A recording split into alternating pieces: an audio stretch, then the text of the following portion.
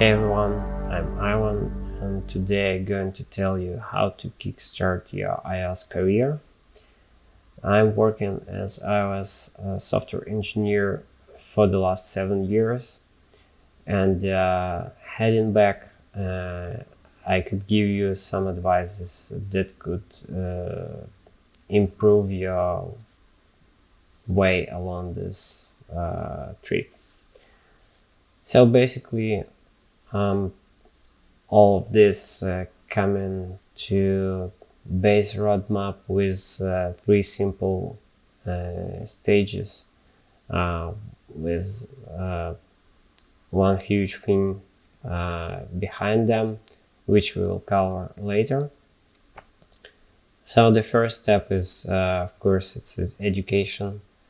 And when we're talking about education, I was working as a teacher and professional instructor for iOS courses along 6 years or something like that. So basically, first thing you should know that anyone could code, and you should just find out is it belongs to you or not. So just give it a shot. So if you feel like that's yours, continue working on it. Select some basic courses that don't have any pre-requirements, so you could start as completely beginner, and carefully read them lesson by lesson, finish assignment by assignment. Just be patient, and it will work for you. So depending on course, you could learn basics or whole stuff at the same time. I prefer to have them in small chunks, so it's better to break down things to just give information with small portions. But anyway, after you get the basics, you could learn the object-oriented programming, also combine it with user interface. Doesn't matter, it will be Swift UI or just regular interface builder things. After this, you could get to patterns, some kind of delegation, or something more general like MVVM, MVC, MVP. So as the finish of this education process, you should have basically 3 things that you will learn. So first and most important thing, it's you should know how to learn things out of those things that you already learned.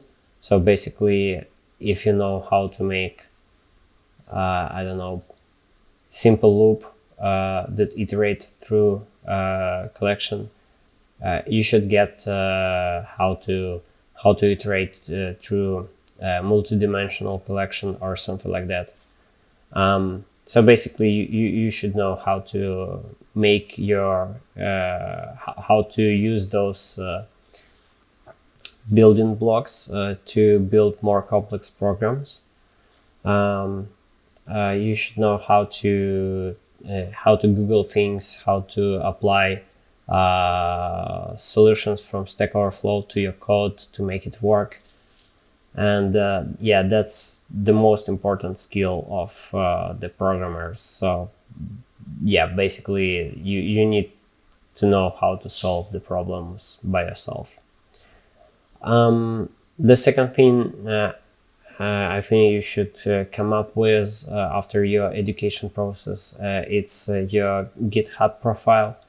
So it will be nice to see your GitHub profile if I will hire you as a junior developer, just to to see the dynamics of your study with some kind of demo projects or something like that. It will be also very cool. And the third part, which is not which is absolutely optional, but it will be a large benefit in your resume if you've done some application and put it to App Store. So yeah, that's really matter. So it will be really nice to have it on your resume, some link to your GitHub, and link to your app on the App Store. So basically, this is it about education. And after that, we could switch to the next step, which is first job. So after you've done your resume with links to GitHub and your app, you could search for vacancies on the job sites and get all the technical requirements out of them to the list, and just go through this list and find the blind spots, work on them, improve yourself on the tech side. You don't have to know everything about, for example, foundation and UI kit. It just means that you have to know the general things. I don't know, maybe it's like arrays, dictionaries, how they work, objects versus structures, what is Swift, and so on. So basically, after you get your tech prep, you could apply for these positions and go to interview. So, for example, you get to interview. You've done the first step, which is recruiting, and then you get to technical part of the interview. So the main thing you should learn about, and the main tip that I will give you and on this step, it's just record your interview to get back to any question at any time. So basically, even if you fail this interview and it wasn't great for you, you could just get back to this recording and try to improve yourself based on what you did before. Of course, ask for feedback. So maybe engineers or interviewer will give you the feedback and find out your weak spots as well. But if you record your interview, it will be really nice to have this record for your own purposes.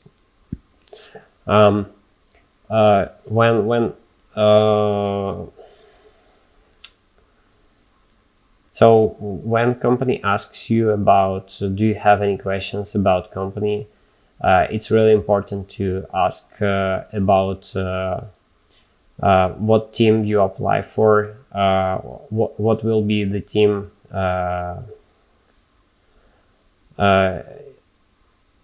So you could also, in some cases, you could also talk to team members, find out if is it a good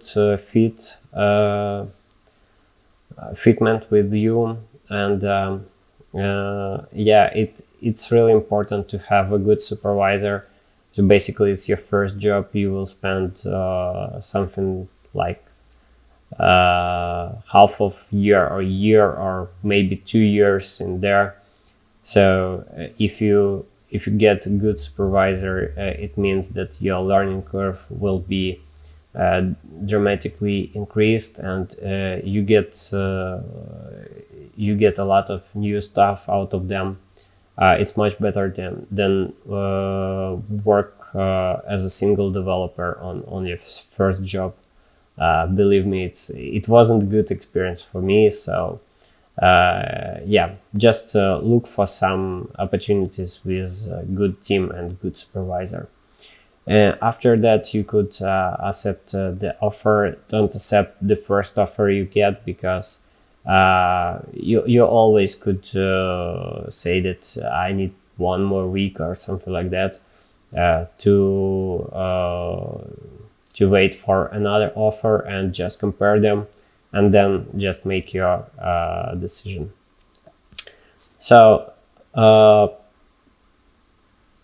as a conclusion on the first job, you should get the most of it. So